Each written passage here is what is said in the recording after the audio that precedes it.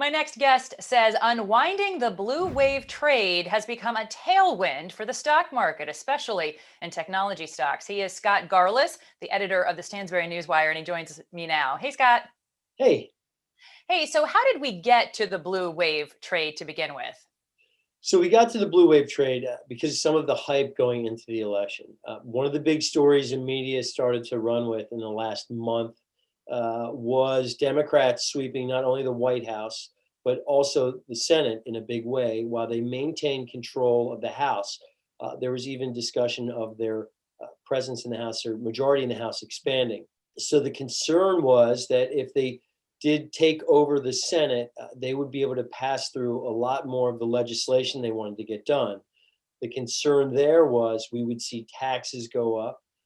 We would also see a big green economy push. So Wall Street money managers, hedge funds in particular, they wanted to get ahead of this. And so the way they got ahead of this was by legging into this trade ahead of time. And consequently, they've had something to unwind because they didn't get their result. How long do you foresee the process of these traders unwinding those legs, if you will? I don't think it's just a month this plays out. I think this fuels a longer cycle run in technology. This just puts momentum back into all these names, and I think years of growth ahead. Talk to me about the impact on renewables. We have been hearing up until the election so much about the potential, not just in the United States under a potential Biden administration, but really around the world with a focus on renewables and technology coming out of Europe, the Chinese 5-year plan lending support to renewables and green trades. How are we seeing renewables and specifically, let's say, electronic vehicles respond to this unwinding? In terms of renewables, I don't think it kills the renewables argument. I think it slows down the renewables argument. I don't think there is going to be this hyper investment in renewables like you would have had before.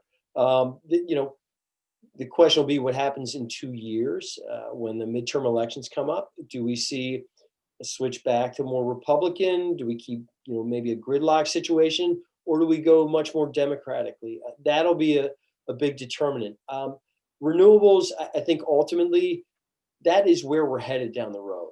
We're going to try to depend less on fossil fuels. I think a fossil fuel that might benefit from all this is gas, natural gas, that is. Natural gas burns cleaner in power plants. It's much better than coal.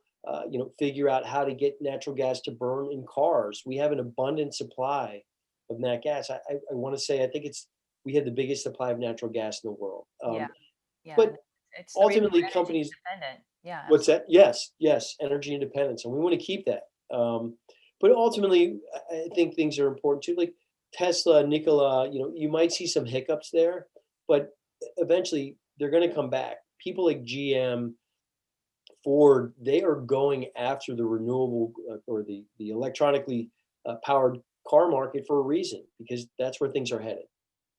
Lastly, how do you see the growth environment going forward? Because I mean, we sort of had the expectation that there would be a full court press going to a more progressive policy, and investments, especially green investments, would benefit from that. Now we sort of have more of a status quo argument being made by the electorate in the United States. What does that mean for the S&P 500 and the Nasdaq in terms of the growth picture? Yeah, so the growth picture, I think you take it back to regulation and taxes for these guys. If it stays this way, what we're looking at is we're looking at less potential for taxes to be hiked on companies. We are also looking at a regulatory environment that's going to be kind of ho hum. It's some people sort of. I've read some guys saying it that we're looking at Washington just fighting themselves, and Jim Cramer this Much. I could agree with that. Yeah. yeah, yeah. And I think Jim Cramer labeled it Washington is going to be boring for the next 2 years, but that's going to be good for companies. We'll see. You never know. But I do think the growth environment is going to be good. I think both parties are very interested in getting this economy going, keeping this rebound going. The data we're seeing right now in terms of economic growth is very good. Obviously, we saw the GDP numbers recently were record numbers.